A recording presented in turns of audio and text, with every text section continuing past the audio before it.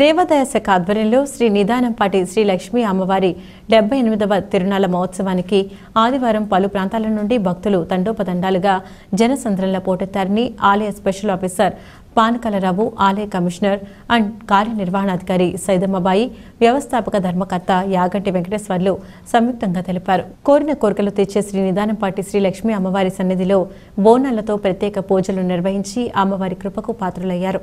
మొక్కుబడులను తీర్చుకుని తీర్థప్రసాదాన్ని స్వీకరించారు. అనంతరం శ్రీ లక్ష్మీ అమ్మవారి పల్లకి సేవ భక్తులను మంత్రముగ్ధుల్ని చేసింది. మండల స్థాయి ఉన్నతాధికారులు తమ శాఖల పనిని చక్కగా ఏర్పాట్లు చేశారు. సాయంత్రం అడిగొప్పుల, ఓబులేసినపల్లి, ఆత్మకూరు గ్రామాల నుండి కుంకుమ బండ్లు అంగరంగ వైభవంగా శ్రీ లక్ష్మీ అమ్మవారి సన్నిధికి చేరాయి. సాంస్కృతిక కార్యక్రమాలతో రాత్రంతా జాతర చేశారు. గురజాల డీఎస్పీ జగదీష్ పర్యవేక్షణలో 400 మంది పోలీస్ సిబ్బందితో ఎలాంటి అవాంఛనీయ సంఘటనలు జరగకుండా పూర్తి బందోబస్తు నిర్వహించి తిరునాళ్లను జయప్రదం చేశారు.